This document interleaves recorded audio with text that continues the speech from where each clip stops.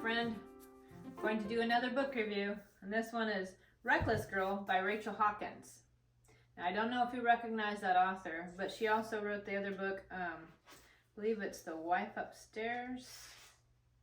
Yes, The Wife Upstairs, which is a reimagining of Jane Eyre. Well, supposedly this is a spine-tingling reimagining of an Agatha Christie classic, which I've only ever read one or two Agatha Christie books, so I don't know which one it's the reimagination of. And quite honestly, if I did know, I probably would like this book even less than I do, because I don't like it very much. I got to the end and I was pretty much disappointed and thought, really? That's how you're going to end the book? Really? She writes well. I mean, she definitely can write books, but so it's about a girl named Lux. Yes, that's her name, Lux, which is kind of pretentious if you ask me. She's got a boyfriend, Alex, I believe. No, Nico. So there's Lux and Nico who live in Hawaii. And you hear it mostly through Lux's voice in the now, but then there's flashbacks for different characters into the past to kind of shed light on what they're doing now. And two of the other people you get introduced to is Alma and Brittany. So Nico is a rich child from rich upbringing, but he wants to make his own path, and he wants to basically buy a boat and sail the world. So he does buy a book when he lives in buy a boat when he lives in California, and that's where Lux meets him. Lux's mom passed away when she was in high school. Her parents are divorced, so she's pretty much alone now. So she meets Nico at a bar, and they fall in love, and he wants to sail the world, so she's like, sure, I'll join you. And she gets on his boat, and it's named after a previous girlfriend, and they sail to Hawaii.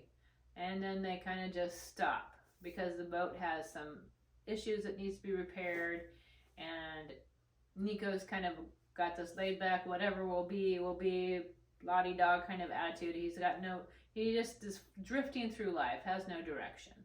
And Lux is just tagging along. She wants to have direction. She wants to have a purpose. She wants to have are Nico and I are going to like move in together? Are we going to get married? Are we going to sell the world? What are we going to do? What's the plan? And he's just kind of like, hey babe, don't worry about it. Total, like, that's the other thing, pretty cliched surfer dude in his talk and lingo and in representation of how he looks in the book. He is a surfer dude, righteous, just very cliche. And they meet while they're in Hawaii, Alma and Brittany. Alma and Brittany have been touring the world. You don't know for how long. I don't recall finding out how long. And they were over in Europe, and then they were in Australia. Or I think maybe they're not in Australia. They were in Europe, and while they were in Europe, they met Chloe, Chloe is a very reckless, spur-of-the-moment type of person that just kind of flies by the seat of her pants. She will shoplift. She will steal. Anything to have a good time and do whatever Chloe wants to do. And Brittany's quite taken with her, but Alma kind of doesn't like her. But she doesn't want to come between them because Alma and Brittany have their own secrets that you find out. And somehow Brittany and Alma end up in Hawaii and meet Lux and Nico, and they want to go to this island, Moreau Island, which is supposedly this like really small island with, bad juju, bad vibes, bad history, which honestly I don't even know if the island really exists or if the history to it really exists or if it's just for the book. I don't know. I didn't care enough to look it up, but it's set in the Pacific Ocean, and supposedly there's all this mystery surrounding the island, and Alma and Brittany want to go to the island to check it out, but they don't have a boat, so they want to hire Nico and his girlfriend to take them there. And so they end up negotiating it that they would repair all the things that need to be repaired on Nico's boat, and then he would still pay them, and they would go and spend a couple weeks on the island for like a spring break.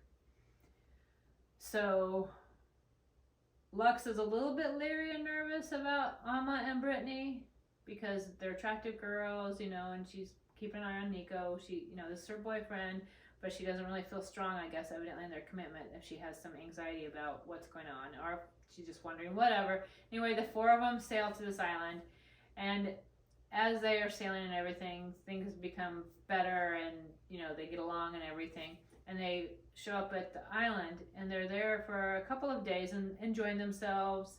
The island has no fresh water, so you can't drink anything on the island. There's fish, but you don't want to get them because they're all poisonous. They'll kill you. So you have to have brought your own water and your own food, because if you didn't, you're screwed.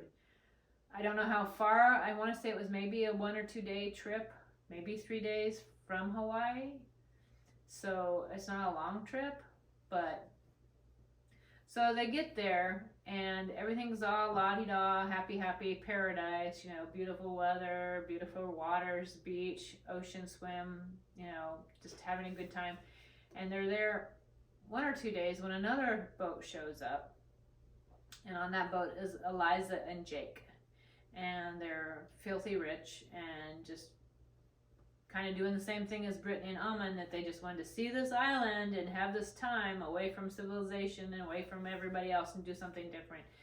And Lux was a little bit nervous about having them enter the group, so now that there's 6 people, but she decided that she liked them, and everybody kind of hit it off. They also brought lots of good food and beer, and wine, so that made everything fine. So people just did what they did. They drank wine, drank beer, ate on the beach, swam, explored a little bit, went into the, because Nico knew some of the history of the island and he wanted to go into the interior, so they made their way into the interior, and it was creepy, suspicious, shady, what's going to happen.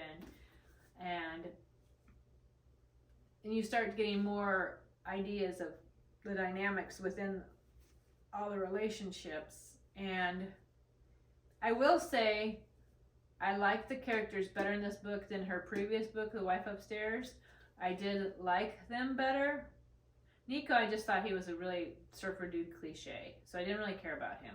Lux, I liked her, but she was slightly shallow, so meh.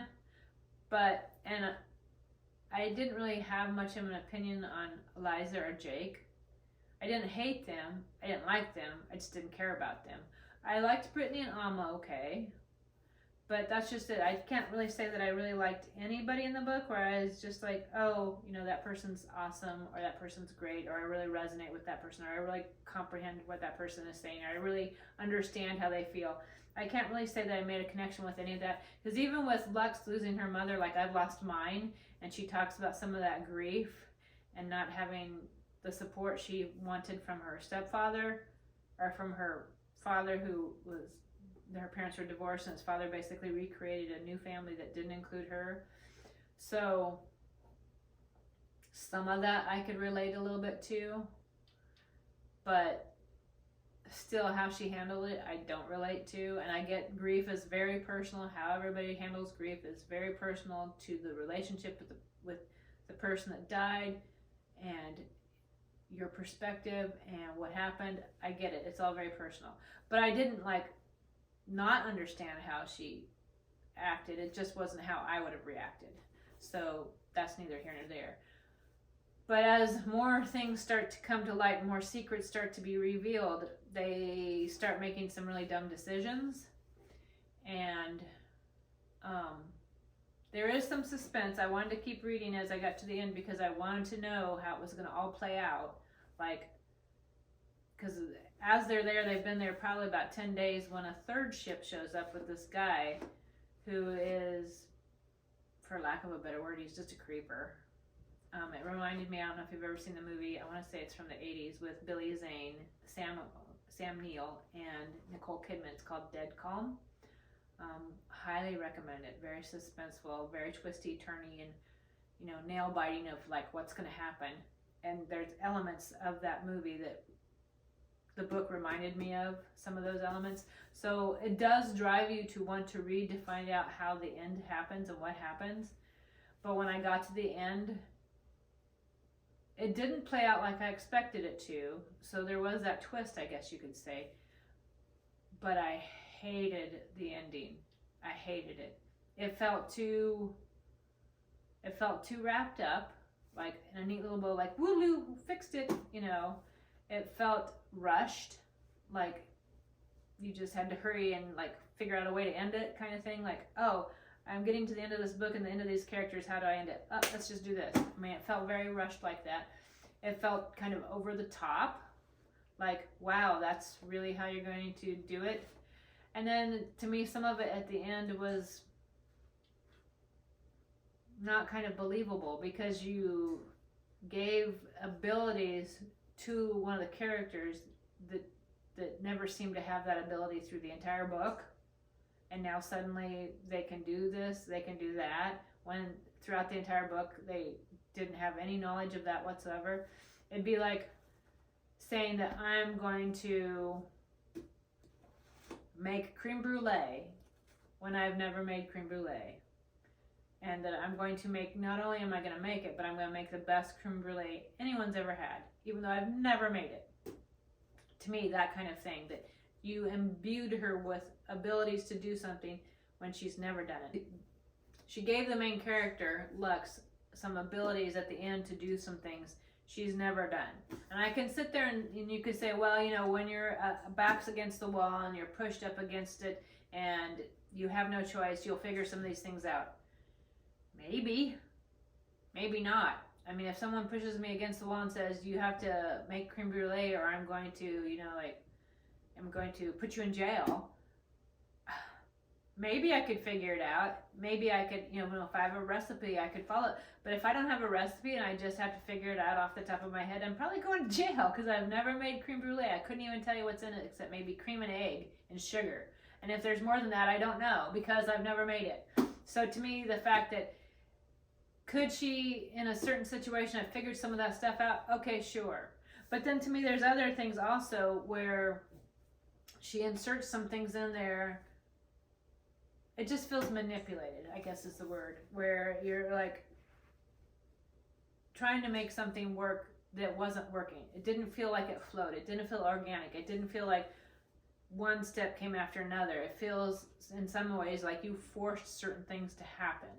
So when I got to the end, I was quite disappointed. I was just like, wow, this is how it ends. This is the way it is. I mean, I was so turned off that, I mean, sure, she's a great author. She writes well. I just don't like how she puts the stories together. I don't like her characters. I don't like any of them, really, honestly. So I don't know that I'll read any more books from her, because I was so turned off when I got to the end of this one. Because this is the second book of hers I've read that it has turned me off. And I'm also kind of frustrated that she keeps reimagining classics. Like, can you not think of your own ideas that you have to keep stealing from classics? That to me is along the lines of all these movies where they're remaking movies that have already been made. Can you not think of anything new? And okay, so you want to remake it and you want to take it from old time to modern time, or you want to modernize it. And I will give props to some of those movies. Like when they redid Footloose, I wanted to hate it because Footloose is from my teenage years. It's a classic for me. Don't touch it. And my daughter watched the remake and was like, Mom, you should watch it. You really would like it. So I did, and I did like it because it was different enough from the other one that they, in a sense, almost could stand alone. But I still don't like remakes. I mean, there's some classics, you just don't touch them. Just leave them alone. You don't need to bring them into the century. That's why they're called a classic. Because a classic, even if it's set in the 1700s, 1800s, whenever it's set in, it's a classic for a reason. Because it's a classic. So it doesn't matter if it's set in the 1700s, 1800s, 1100s, whenever it's set. It doesn't matter if it's set, you know, back 100 years from now or 100 years in the future. If it's a classic, it's timeless. That's why it's a classic. So you don't need to reimagine it to make it modern because it's a classic. So I don't like how she keeps doing that to the classics, thinking that somehow she can do it better. So but you know, if you want to read it, you know, be my guest.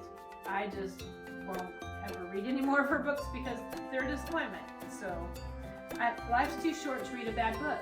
If it's not grabbing your interest when you start it, if it doesn't bring you joy to read it or some kind of thrill, if it doesn't teach you anything valuable and you feel like it's wasting your time and you're frustrated, put it down.